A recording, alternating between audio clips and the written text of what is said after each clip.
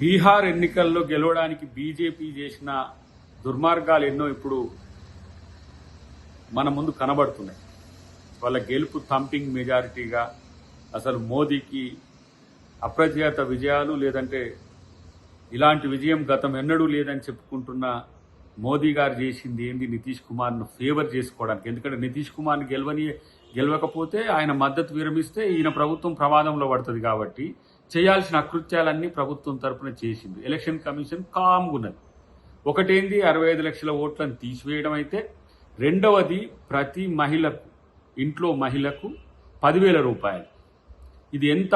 30,000 కోట్ల రూపాయలు బడ్జెట్ నుంచి నేరుగా ముఖ్యమంత్రి ఎన్నికల సందర్భంగా పంచడం అని అంటే, ఇంతకంటే ఏమంటారు, ఓటును బ్రైబ్ చేయడానికి ఇంతకంటే ఏమున్నది? ఓటును ఒక రకంగా మహిళ ఓటును అంటే, అక్కడ ఉన్న 2.5 కోట్ల కుటుంబాల్లో ఇలా ప్రతి ఒక్క ఇంటికి 10,000 రూపాయలు ఇచ్చినట్టు కదా. ప్రతి ఒక్క పెళ్లి చేసుకున్న మహిళ ప్రతి ఒక్కరికి కూడా 10,000 ఎన్నికల సందర్భంగా మొదటి దశ తర్వాత ఇక మేము గెలిచినాం అని చెప్పుకుంటాం. 30,000 కోట్ల రూపాయలు ఏ రాజకీయ పార్టీ అయినా రాజకీయ పక్షం నుంచి పంచగలుగుతుందా? ప్రజల సొమ్మును బీజేపీ ఎన్డీఏ కూటమి గెలవడానికి, నితీష్ కుమార్ను గెలిపించడానికి మోదీ చేసిన, ఈసీతో కలిసి చేసిన ఈ అకృత్యము భవిష్యత్తులో ఇప్పుడు తెలంగాణ రాజకీయాల్లో మేము కూడా రేపు ఎన్నికలకు ముందు 10,000 రూపాయలు మహిళలకు ఇస్తా అంటే ఒప్పుకుంటారా?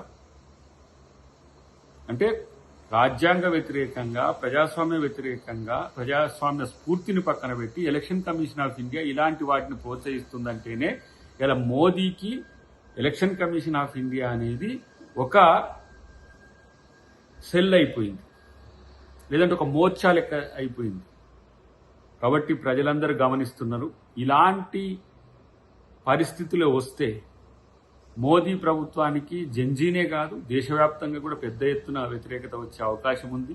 ఇలాంటి అకృత్యాల వల్లనే భవిష్యత్తులో బీజేపీ నామరూపాలు లేకుండా పోయే పరిస్థితి కూడా వస్తుంది. రాజకీయాల్లో ఎన్నికల్లో గెలవడానికి ప్రజాస్వామ్యాన్ని కూనీ చేయాల్సిన అవసరం లేదు.